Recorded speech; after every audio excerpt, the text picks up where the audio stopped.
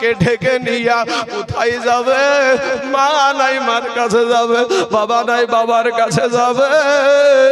লজ্জা স্থান ঢেকে টুক টুক টুক টুক করে সতার মায়ের দরজায় গিয়া হাজির। সতার মাকে ডাক দেয়, মা গো। মা বেরিয়ে দেখছে বাবা আব্দুল উজ্জা আপনার উলুঙ্গা অবস্থায় বাবা দরজার পাশে দাঁড়িয়ে।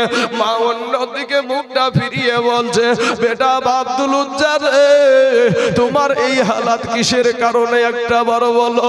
তখন এবার আব্দুল উজ্জা বলছে, মা গো আমার অন্যায় হলো, আমি ইসলাম ধর্মকে কবুল করেছি, আমি এক আল্লাহকে মেনেছি, আমি একজন নবীকে আমি স্বীকার করেছি, নবীর আদর্শের মালাটা গলায় পরে নিয়েছি। এর কারণে আমার চাচা আমার থেকে আমার পরনের লুঙ্গিটাও কেড়ে নিয়েছে।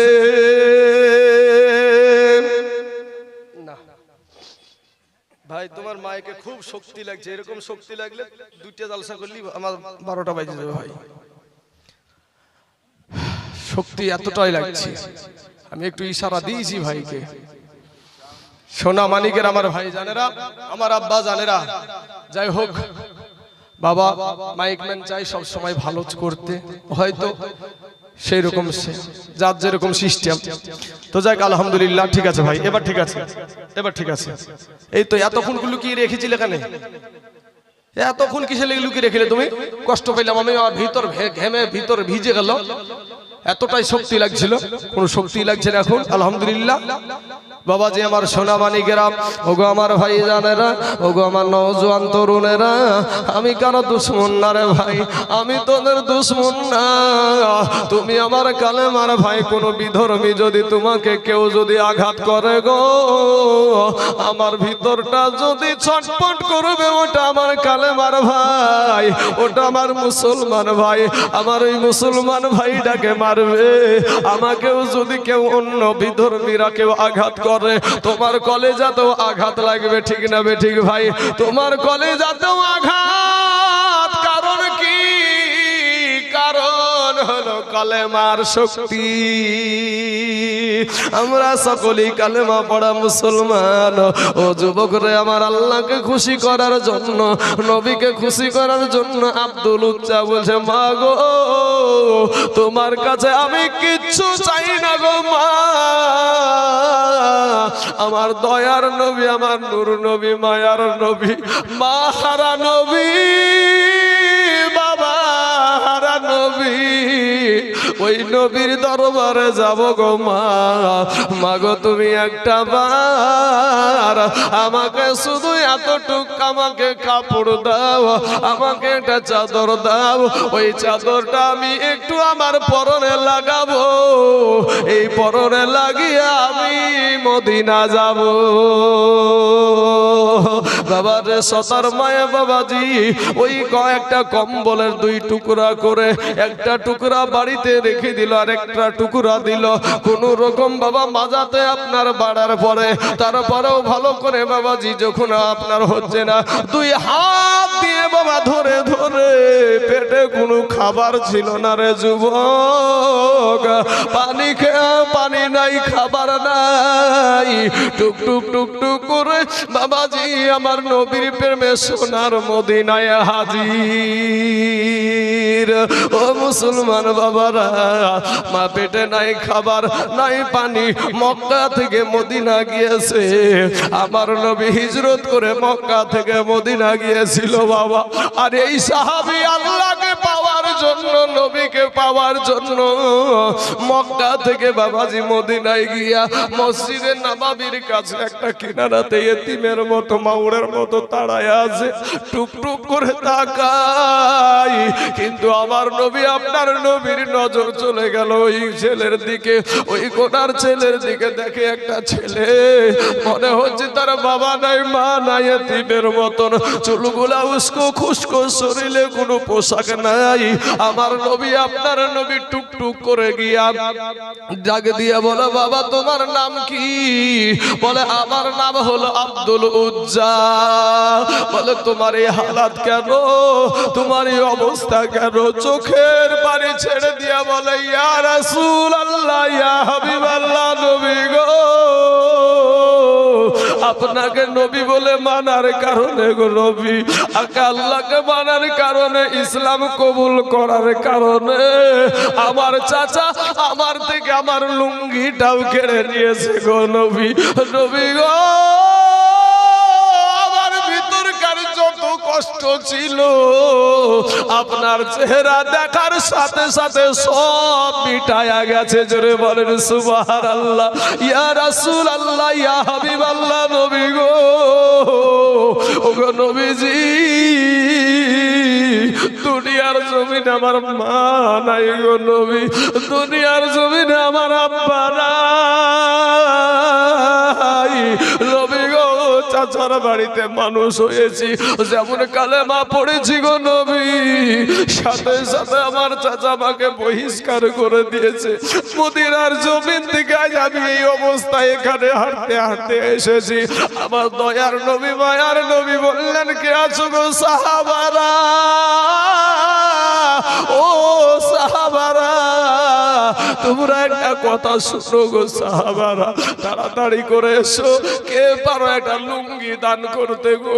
আমার আব্দুল উজ্জা, আমার আব্দুল উজ্জা বড় কষ্টে আছে গো, তাড়াতাড়ি একটা লুঙ্গি দাও।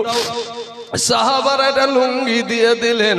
আমার নবী বলছেন, আব্দুল উজ্জা রে, আজকে থেকে তোমার নাম আব্দুল উজ্জা না, আজকে থেকে তোমার নাম হলো আব্দুল্লাহ জুল বাজাদাইন। আজকে থেকে তোমার নাম পরিবর্তন হয়ে গেল, মুসলমানের নাম হয়ে গেল।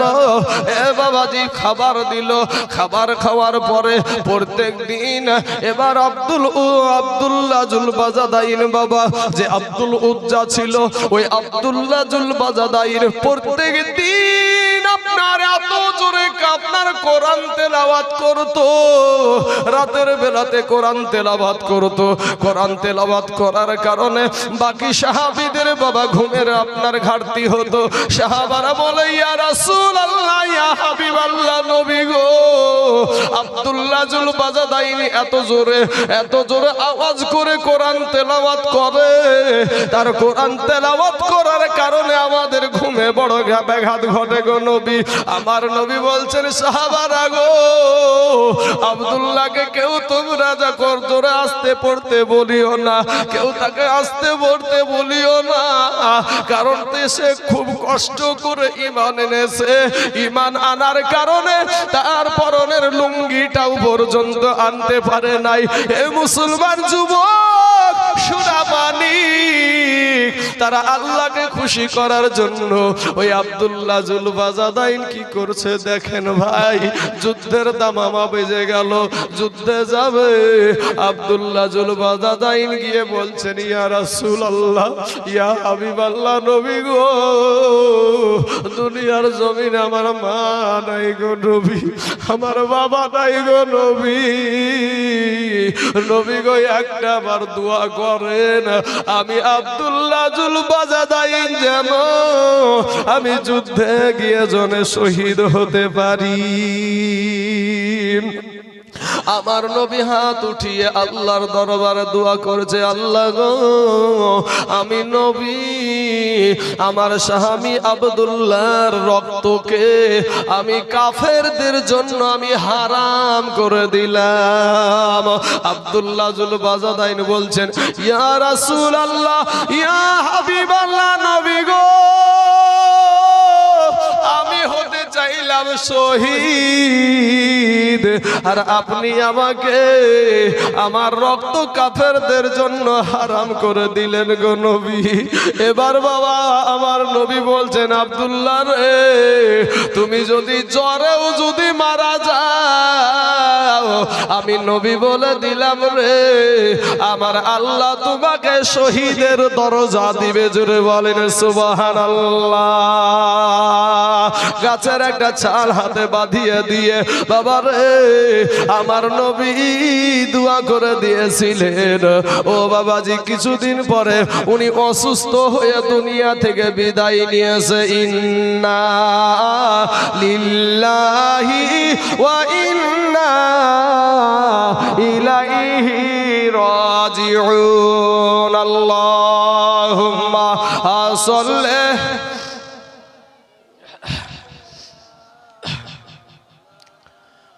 মুহাম্মদ ওয়ালা আলি সাইয়্যিদিনা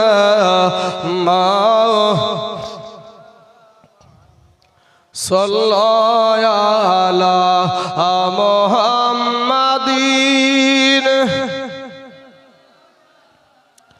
মোহাম্মদ হরদম জবান से निकालो पाक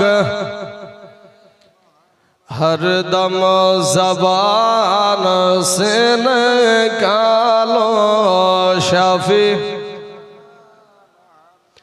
ভাইরে আমাদের হাতে করা পায়ে বেড়ি আমরা আসামি ফেরওয়ারি আপনার কোটে নবী হেজাবি নিচে এসি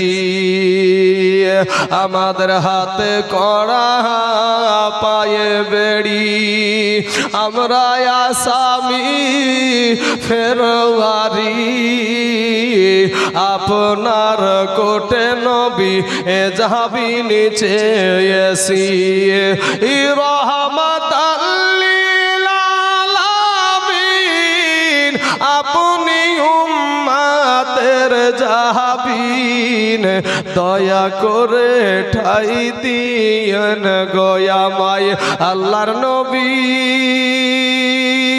মায়ার নবী গো আপনি আমার জীবনের জীবন এ দয়ার নবী নূরের নবী গো আপনি আমার জীবনের জীবন ভাইরে আমাদের মতো নয় অপরাধী মিজানের পাল্লাই উঠাই যদি ক্ষমা পাইবার আশা নাই আমার আছে বাপ কি গো বাপেরা আছে কারো আশা নাই আমরা যে গুনাহগুলা করেছি যত গুনাহ করেছি এই বিবেকের আদালত দিয়ে যদি একটু বিচার করেন না বিবেক তো খাটাইতে জানেন না বিবেকটা তো অন্ধ হয়ে গেছে বিবেকটা তো গুনাহে গুনাহে একেবারে কলবটা একবারে পাথর হয়ে গেছে বিবেক যদি খাটাতেন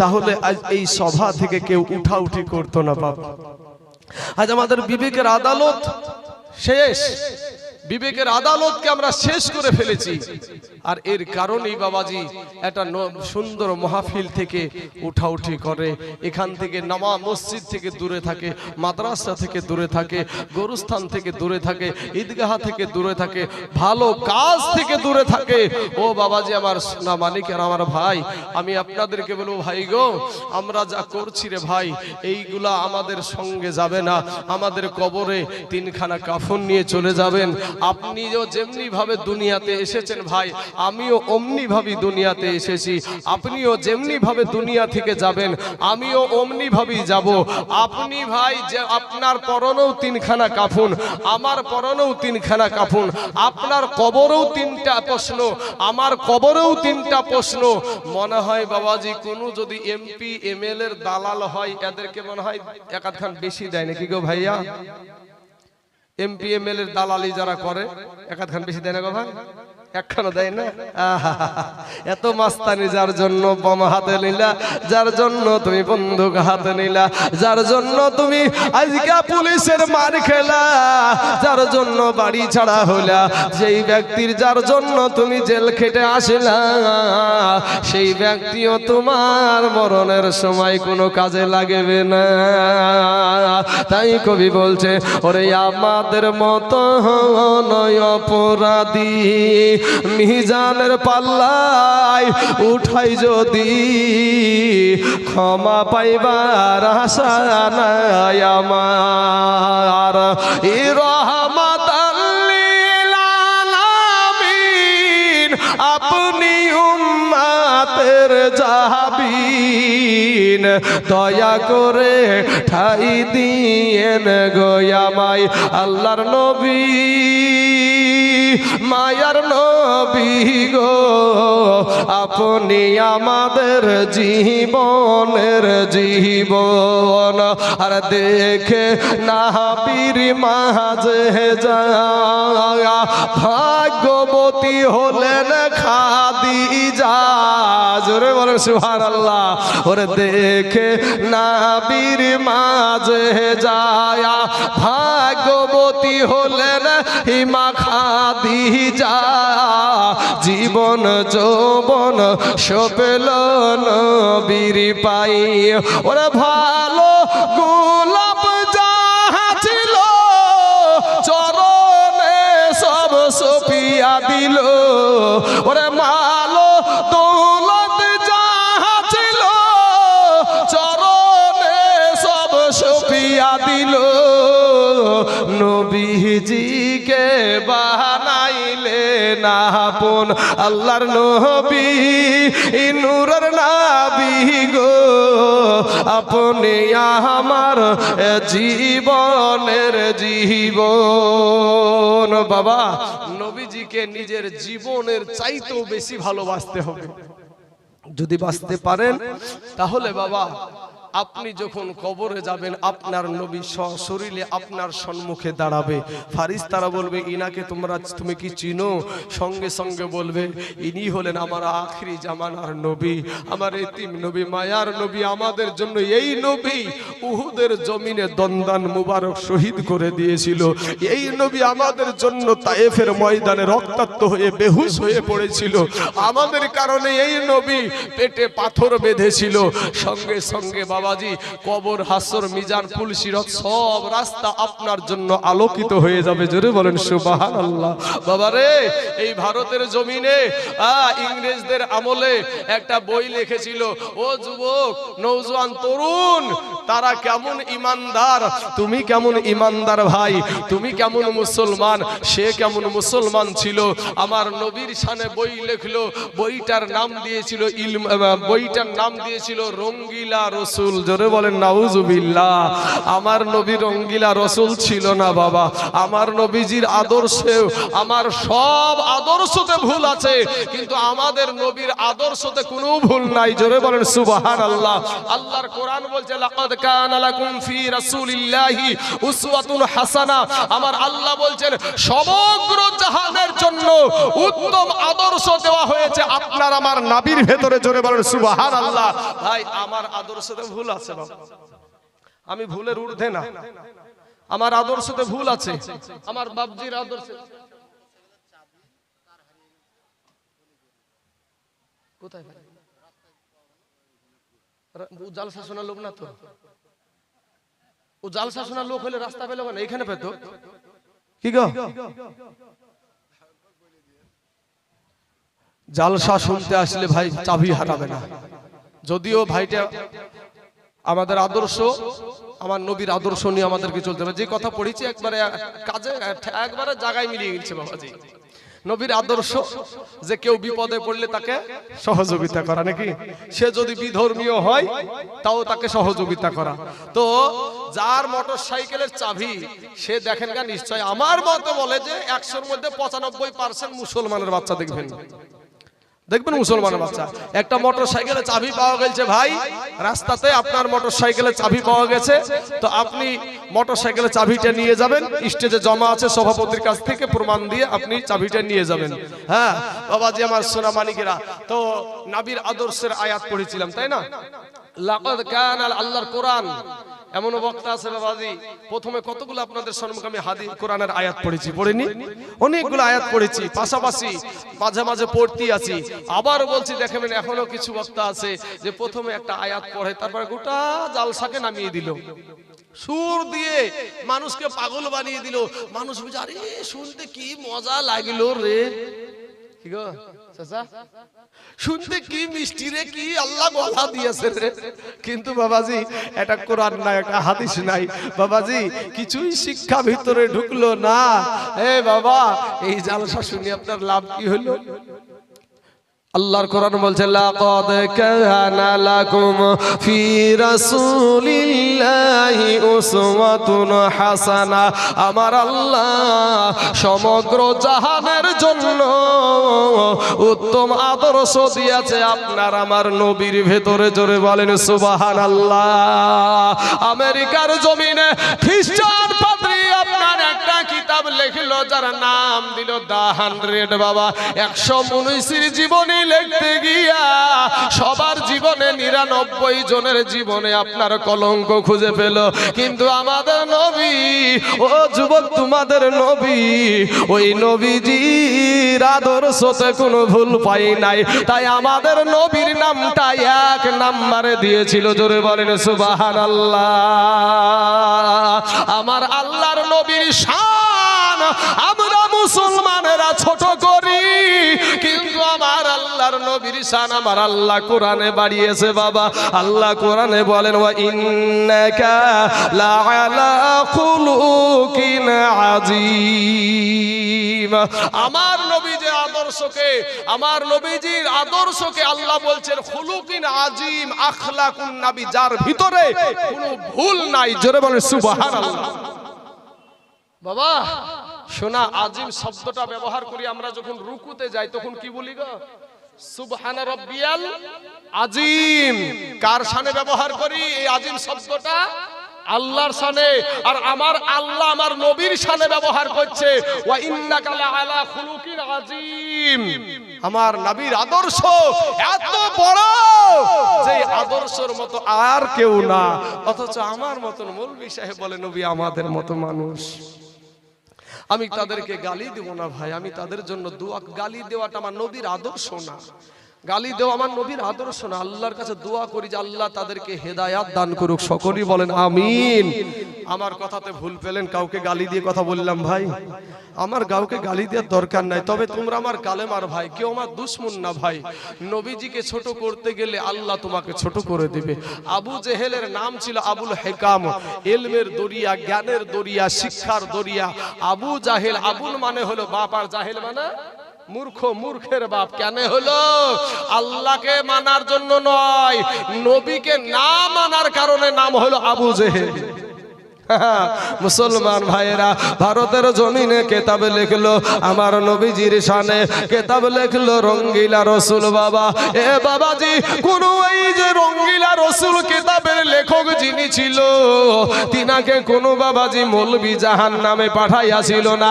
আমার মতন হাফিজ বাবা জাহান নামে পাঠাইয়াছিল না, ও কোন মুফতি জাহান নামে পাঠিয়েছিল না। তোমাদের মতো তরুণ যুবক